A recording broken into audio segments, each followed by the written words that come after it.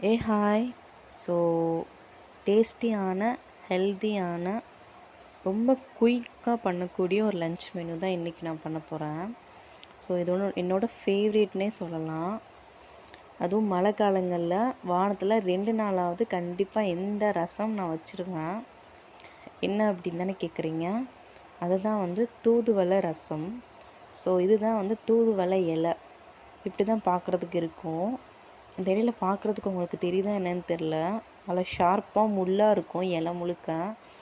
இலை மட்டும் இல்லை, இதில் இருக்க செடியிலையுமே அவ்வளோ முள் இருக்கும். கேர்ஃபுல்லாக தான் பறிக்கணும்.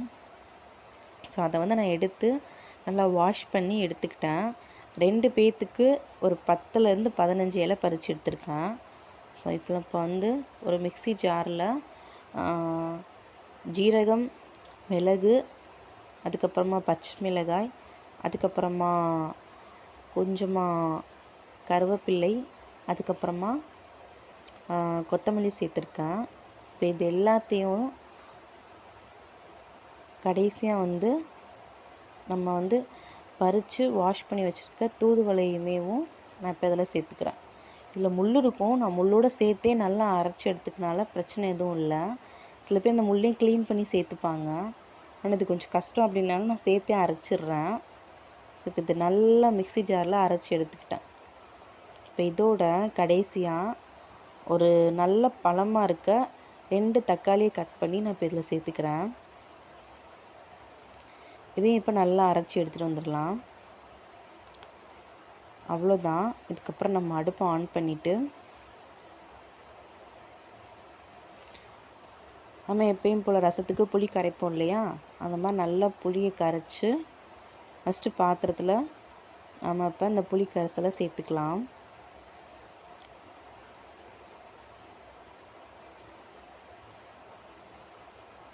ஒரு 3 நிமிஷத்துக்கு அப்புறமா புளி தண்ணி நல்லா கொதிச்சிருக்கும். இந்த ஸ்டேஜில்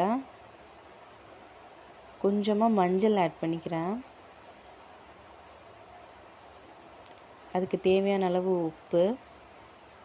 இதுக்கப்புறமா நம்ம மிக்ஸி ஜாரில் அரைச்சி எடுத்து வச்சுருந்தோம் இல்லையா, அந்த விழுதை இப்போ இதோடு சேர்த்துக்கலாம். இதை நம்ம எண்ணெயில் வதக்கணுன்ற அவசியம் இல்லை. இந்த ரசம் மட்டும் எண்ணெயில் வதக்க வேண்டாம், கொதிக்க வைக்காமல் இருக்க வேண்டாம். கொதிக்கணும். நல்லா இந்த ரசம் கொதித்தா மட்டும்தான் அதோட ரசத்தோட டேஸ்ட் ரொம்ப சூப்பராக இருக்கும். ஸோ எப்பயுமே ரசம் கொதிக்கக்கூடாதுன்னு சொல்லுவாங்க. ஆனால் தூதுவளை ரசம் மட்டும் நல்லா கொதிக்கணும். அப்போ தான் தூதுவளையில் இருக்கிற அந்த எசன்ஸ் ஃபுல்லாமே ரசத்தில் நல்லாவே இறங்கும். நீங்கள் நார்மலாக இதை சூப் மாதிரி கூட நம்ம குடிக்கலாம். நான் நிறையா தடவை ட்ரை காஃபாக இருக்கட்டும், த்ரோட்டு பெயினாக இருக்கிற மாதிரி இருந்தாலும் சரி, கொஞ்சம் ஃபீவர் வர மாதிரி இருந்தாலும் சரி, நான் இந்த மாதிரி கிளாஸில் இந்த ஸ்டேஜ் வரும்போது கிளாஸில் ஊற்றி நான் அதை குடிப்பேன். டேஸ்ட்டு ரொம்ப சூப்பராக இருக்கும். நல்லா காட்டமாக இருக்கும். நமக்கு தெரியும் நம்ம தலையில் இருக்க தண்ணிலாம் நல்லா இறங்குறது. இந்த மாதிரி ரசம் நல்லா கொதிச்சு வரணும்.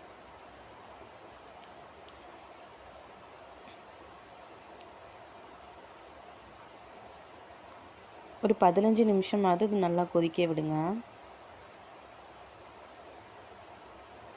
ஸோ ரொம்ப சிம்பிள், ரொம்ப ரொம்ப ரொம்ப சிம்பிள், ஆனால் அவ்வளோ ஹெல்தி.